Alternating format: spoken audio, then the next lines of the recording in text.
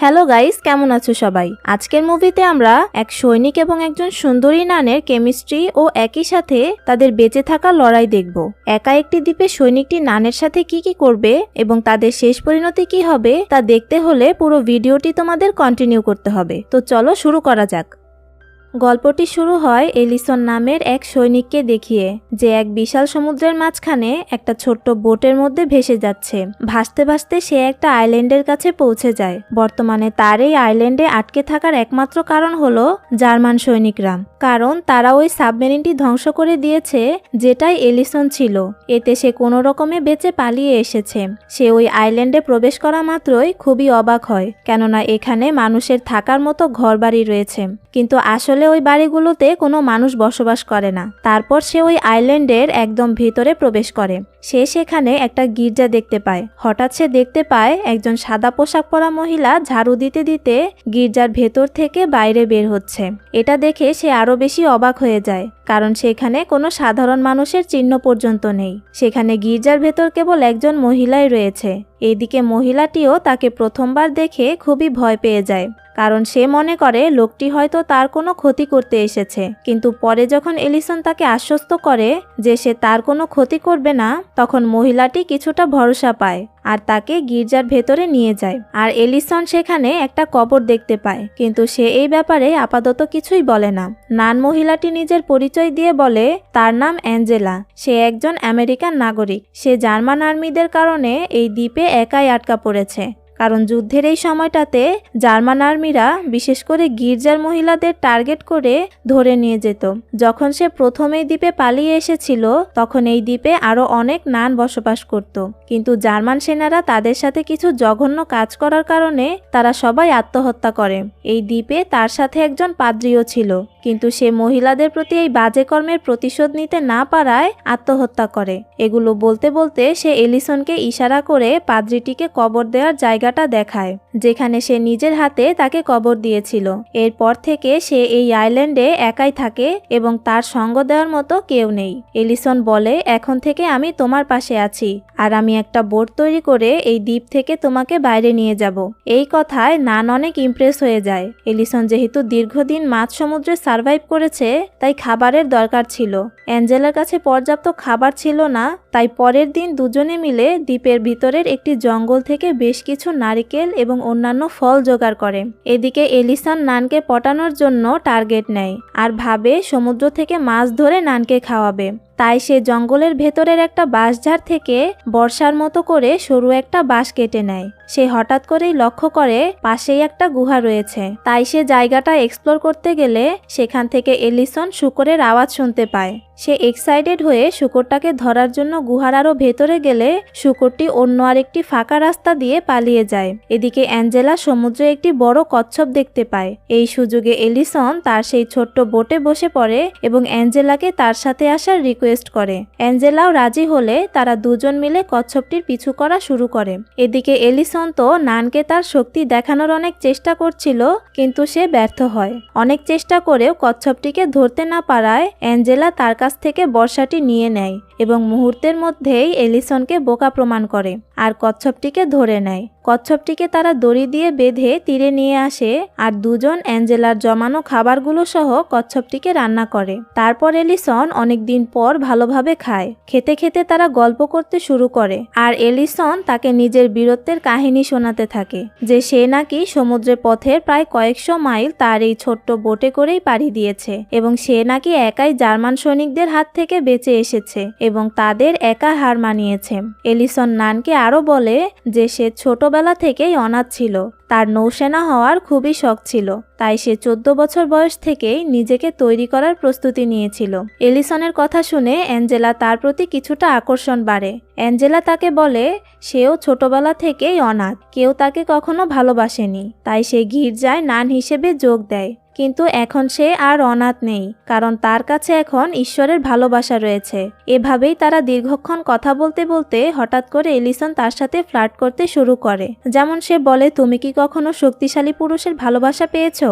Angela কথাগুলোকে ignore করে। ঠিক ওই মুহূর্তেই তারা উপরে জার্মান সেনাদের প্লেন দেখতে পায়। এতে অ্যাঞ্জেলা খুবই ভয় পেয়ে যায়, কারণ জার্মান সৈনিকদের বাজে অত্যাচারের শিকার সে নিজেও হয়েছিল। এদিকে এলিসন সুযোগ মতো অ্যাঞ্জেলার কাছে চলে আসে এবং তাকে সেই গুহার কথা বলে, যেটাই সে আগেও গিয়েছিল।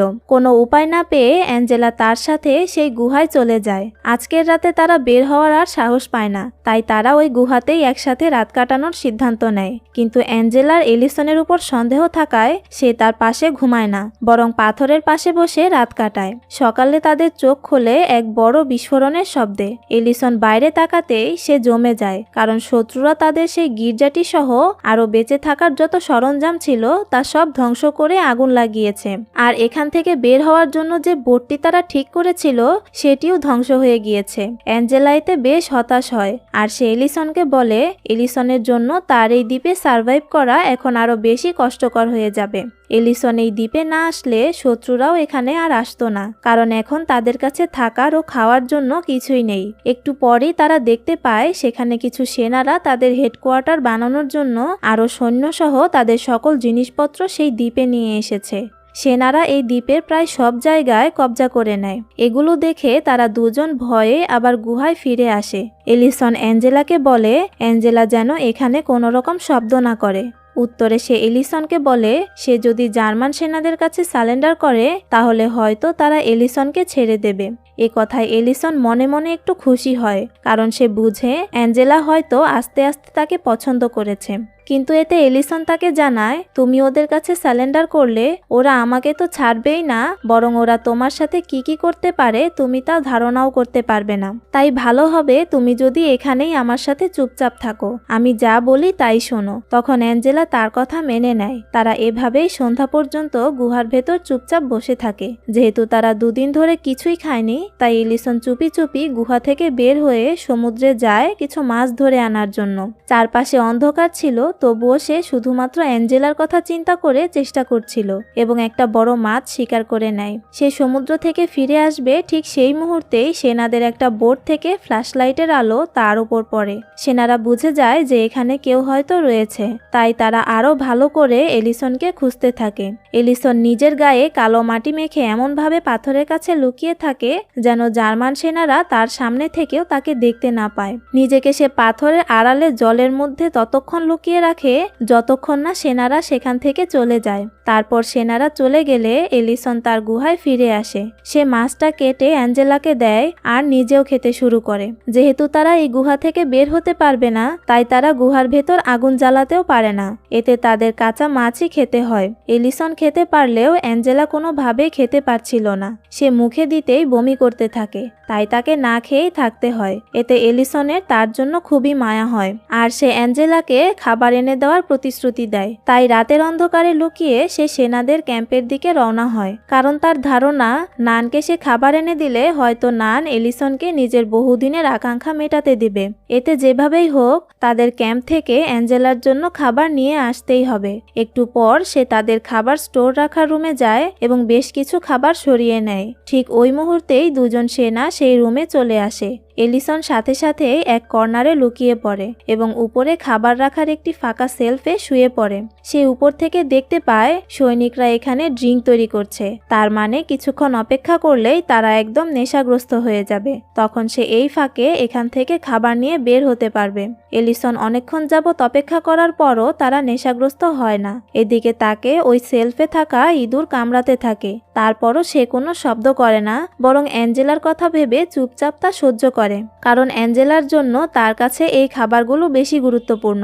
অন্যদিকে অ্যাঞ্জেলার ঘুম ভাঙে। সে আশেপাশে এলিসনকে দেখতে পায় না। অনেক সময় পার হলেও এলিসন গুহায় ফিরে না আসায় অ্যাঞ্জেলার খুবই চিন্তা হয়, তাই সে এলিসনকে খুঁজতে বাইরে বের হয়। এদিকে কয়েক ঘন্টা পার হওয়ার পর সৈনিকগুলো অবশেষে ক্লান্ত হয়। এর ফাঁকে সে আস্তে আস্তে অনেকগুলো খাবার নিয়ে ঘর থেকে বেরিয়ে যায়। বাইরে এসে সে দেখে সকাল হয়ে গেছে এবং সৈনিকরা সেখানে প্র্যাকটিস করছে। এতে সে আবারও এক কোণায় লুকিয়ে পড়ে।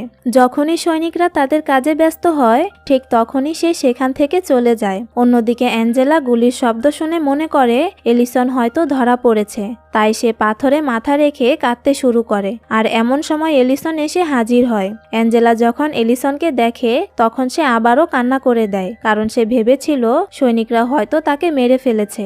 অ্যাঞ্জেলা তাকে বলে এরপর থেকে সে যেন কখনোই তাকে না বলে কোথাও না যায়। এতে এলিসন খুশি হয় এবং বুঝতে পারে তার জন্য হয়তো অ্যাঞ্জেলার মনে কিছুটা দুর্বলতা কাজ করছে। সে গুহায় গিয়ে অ্যাঞ্জেলার মন ভালো করার জন্য তাকে একটা ফুল উপহার দেয়। অ্যাঞ্জেলাও ফুলটা পেয়ে খুব খুশি হয়। এই ফাঁকে তার আবারও অ্যাঞ্জেলাকে সেই প্রস্তাব দেওয়ার ইচ্ছা জাগে, কিন্তু অ্যাঞ্জেলা কি আসলেই তাকে ভালোবাসে কিনা সেটা সে জানে না। তাই সে কথাটা সরাসরি না বলে বোঝার জন্য তাকে জিজ্ঞেস করে যে সে কি কোনোদিন এই নানের কাজ ছেড়ে দিয়ে সাধারণ মহিলাদের মতো হয়ে যাবে কিনা, বা তার কোনো পুরুষের ভালোবাসা অনুভব করার কোনো ইচ্ছা রয়েছে কিনা। অ্যাঞ্জেলা এই প্রশ্নের উত্তরে সরাসরি বলে দেয় যে সে কেবল তার ঈশ্বরকেই ভালোবাসে, সে তার পথেই সারা জীবন কাটিয়ে দিতে চায়। এলিসন তার কথা শুনে বেশ হতাশ হয়ে পড়ে, কিন্তু অ্যাঞ্জেলা কিছুটা নিচু স্বরে বলে ওঠে একজন মেয়ে নান হতে গেলে তাকে 5 বছর সময় দেওয়া হয়। এই 5 বছরের ভেতরে সে সিদ্ধান্ত নিতে পারবে যে সে নান হবে কিনা। একবার কোনো মেয়ে নান হয়ে গেলে পরে যদি কোনো শারীরিক কার্যক্রম করা হয় তাহলে ঈশ্বর তাকে কখনোই ক্ষমা করে না, সে মৃত্যুর পর শান্তি পায় না। কিন্তু আমার 5 বছরের মধ্যে এখনো 1 মাসের সময় বাকি আছে। এলিসন এটা শুনে খুবই খুশি হয়, কারণ অ্যাঞ্জেলা এখনো সম্পূর্ণ নান হয়নি। ঠিক তখনই তারা গুহার বাইরে অনেক জোরে জোরে গোলাগুলি ও বোমের আওয়াজ শুনতে পায়। কিছুক্ষণ পর যখন আওয়াজ থেমে যায় তখন তারা বাইরে বেরিয়ে দেখে যে সেনারা সেখান থেকে চলে গিয়েছে।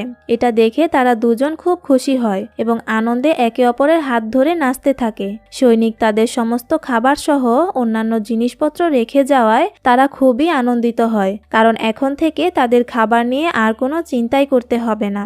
এলিসন এই ভালো সুযোগটাকে কাজে লাগায়। এলিসনের মনে হয় তাকে আবার নিজের মনের কথাটা বলা উচিত। হয়তো এতদিন একসাথে থাকার পর অ্যাঞ্জেলা তার মন পরিবর্তন করে ফেলতে পারে, তাই সে তার মন পরিবর্তন হয়েছে কিনা সেটা বোঝার জন্য তাকে আবার জিজ্ঞেস করে যে এখান থেকে যদি সে সুরক্ষিতভাবে তার নিজের শহরে ফিরে যেতে পারে তাহলে সে কি কি করবে। তখন অ্যাঞ্জেলা বলে যে সে তার পরিচিত মানুষদের সাথে দেখা করবে এবং সে তার ঈশ্বরকে আরো বেশি করে মনে করবে। এই কথায় এলিসন আবারও হতাশ হয়, কারণ সে এমন উত্তর তার কাছ থেকে আশা করেনি। সে বলে সে তাকে অনেক বেশি ভালোবেসে ফেলেছে এবং তার পক্ষে তাকে ছাড়া থাকা সম্ভব না। কিছুটা দুষ্টমি করে সে বলে আমি তোমাকে একটি ফুল দিয়েছি, বদলে আমি তোমার ফুলটি চাই। এই কথাগুলো শুনে অ্যাঞ্জেলা এলিসনকে তার হাতের একটি আংটি দেখায় এবং বলে এটা দেখো, যখন কোনো মহিলা ঈশ্বরের সামনে নান হবার প্রতিজ্ঞা করে তখন সিলভারের আংটি পরে, আর 5 বছর পর নান হয়ে গেলে গোল্ডেন আংটি পরে নেয়। এভাবেই এই পর্যায়ক্রম চলতে থাকে, তাই আমি এসব করতে পারবো না। অ্যাঞ্জেলার কাছ থেকে এই ধরনের কথা শুনে এলিসন মন খারাপ করে একা একা সমুদ্রের তীরে দাঁড়িয়ে থাকে। এটা দেখে অ্যাঞ্জেলারও অনেক খারাপ লাগে। রাতে যখন অ্যাঞ্জেলা সৈনিকদের সেই খাবার রাখার স্টোরে যায় তখন সে এক কোণায় একটা কাচের বোতল দেখতে পায়। এলিসন খুব খুশি হয়ে তাকে বলে এটাতে ড্রিঙ্ক রয়েছে। তখন সে এখান থেকে ড্রিঙ্ক করতে থাকে ও তাকেও ড্রিঙ্ক করতে বলে, কিন্তু অ্যাঞ্জেলা তাকে না করে দেয় আর সে এলিসনকেও ড্রিঙ্ক করতে নিষেধ করে। এলিসন তার কোনো কথাই শোনে না, বরং পুরো বোতলটাই শেষ করে ফেলে। এর ফলে সে একদম নেশাগ্রস্ত হয়ে যায় এবং অ্যাঞ্জেলার সাথে বাজে ব্যবহার শুরু করে। তাকে অনেক খারাপ কথা বলে, গালাগালিও করে, এমনকি সে অ্যাঞ্জেলার সাথে জোর জবরদস্তিও করতে শুরু করে। এতে অ্যাঞ্জেলা তার এমন আচরণে কষ্ট পেয়ে কান্না করতে করতে সেখান থেকে দৌড়ে পালিয়ে যায়। তখন বাইরে খুবই বৃষ্টি হচ্ছিল। এই বৃষ্টির মধ্যেই অ্যাঞ্জেলা পুরো রাত কাটিয়ে দেয়। তার পরের দিন সকালে এলিসনের নেশা কেটে গেলে সে বুঝতে পারে যে সে কত বড় ভুল করেছে। তাই সে সাথে সাথেই অ্যাঞ্জেলাকে খুঁজতে বের হয় এবং একটু সময় পর তাকে জঙ্গলের একদম ভিতরে অচেতন অবস্থায় পড়ে থাকতে দেখে। এলিসন তাকে কোলে উঠিয়ে ক্যাম্পে নিয়ে আসে। সে লক্ষ্য করে অ্যাঞ্জেলা জ্বরে কাঁপছে। সারা রাত বৃষ্টিতে ভিজার কারণে তার হাইপোথার্মিয়া হয়ে গিয়েছে। তাই সে দ্রুত নিজের জামা খুলে অ্যাঞ্জেলার গায়ে ভালো করে জড়িয়ে দেয়। অ্যাঞ্জেলার পুরো কাপড় ভিজা ছিল, তাই এলিসন যখনই তার জামা কাপড় খুলতে চায় ঠিক ওই মুহূর্তেই সেনারা আবার ওই দ্বীপে ফিরে আসে। এলিসন সাবধানে তাদের হেডকোয়ার্টারে যায় ও সেখান থেকে অ্যাঞ্জেলার জন্য কিছু শুকনা জামা কাপড় উঠিয়ে নেয়। সেখান থেকে বের হওয়ার সময় একজন সৈন্য তাকে দেখে ফেলে এবং আক্রমণ করে, কিন্তু এলিসন আসলেই অনেক শক্তিশালী ছিল। সে তাকে মেরে সমুদ্রে ফেলে দেয়। গুহার মধ্যে অ্যাঞ্জেলা পুরোপুরি অজ্ঞান হয়েছিল, তাই এলিসন ওই অবস্থাতেই অ্যাঞ্জেলার জামাকাপড় বদলে দেয়। কিন্তু কিছু সময় পর অ্যাঞ্জেলার জ্ঞান ফিরে আসলে সে তার গায়ে পুরনো জামাকাপড় দেখতে না পেয়ে ভয় পেয়ে যায়। সে এলিসনকে তার সামনে দেখে। এলিসন বলে, তোমার অবস্থা অনেক খারাপ ছিল, তাই আমি তোমার জামাকাপড় চেঞ্জ করে দিয়েছি। অন্যদিকে আমরা দেখতে পাই সেনারা সেই সৈনিকটির মৃতদেহ দেখতে পায়, আর তাদের মেম্বারের মৃতদেহ দেখে সেখানকার কমান্ডার খুবই রেগে যায়। সে অন্য সব সৈনিকদের নির্দেশ দেয় এই দ্বীপটিকে ধ্বংস করে দেওয়ার জন্য। এতে তারা সম্পূর্ণ আইল্যান্ডেই বোম ছড়িয়ে ব্লাস্ট করাতে থাকে। এগুলোর শব্দ শুনতে পেয়ে এলিসন ও অ্যাঞ্জেলা ভয় পেয়ে সেই গুহার এক কোণায় লুকিয়ে পড়ে। অ্যাঞ্জেলা তার ঈশ্বরের কাছে তাদের জন্য প্রার্থনা করতে থাকে। তাদের ভাগ্য ভালো ছিল, কারণ সৈনিকরা ওই আইল্যান্ডের সব জায়গায় ব্লাস্ট করালেও তাদের গুহাটি তারা দেখতে পায় না। এলিসন বলে সে সৈনিকদের কাছে নিজেকে সারেন্ডার করে দিবে, তাহলে হয়তো অ্যাঞ্জেলা রেহাই পাবে। অ্যাঞ্জেলা এতে বলে, তোমার কিছু হলে আমি মেনে নিতে পারবো না। এমন সময় তাদের গুহার বাহির থেকে আওয়াজ আসে যে ভেতরে যদি কেউ থেকে থাকো তাহলে এখনই বের হও, নয়তো আমরা এটা উড়িয়ে দেব। এতে তারা বুঝতে পারে তারা সৈনিকদের হাতে হয়তো ধরা পড়ে গেছে। এলিসন পুরোপুরি হার মেনে নেয়। সে নিজের মৃত্যুকে মেনে নিয়ে চুপ করে বসে থাকে, কিন্তু অ্যাঞ্জেলা প্রে করছিল।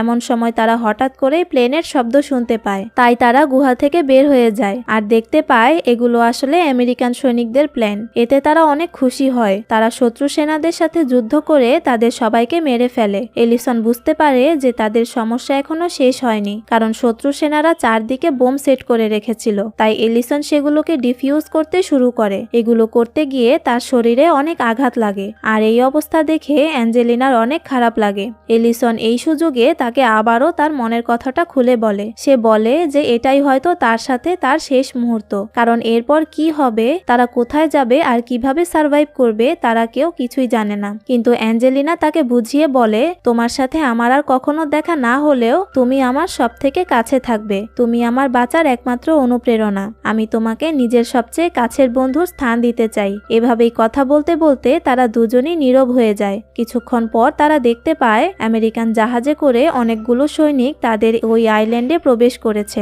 তারা এলিসন ও অ্যাঞ্জেলাকে দেখতে পেয়ে সেখান থেকে সুরক্ষিত অবস্থায় তাদের সাথে রেস্কিউ করে নিয়ে যায়। আর এরই সাথে গল্পটিও এখানেই শেষ হয়। তাদের ভালোবাসা পূর্ণতা না পেলেও তারা একে অপরের মনে সারা জীবনের জন্য থেকে যাবে। তো এমনই সব ইন্টারেস্টিং মুভি দেখতে আমাদের চ্যানেলটি দেখে আসতে পারো।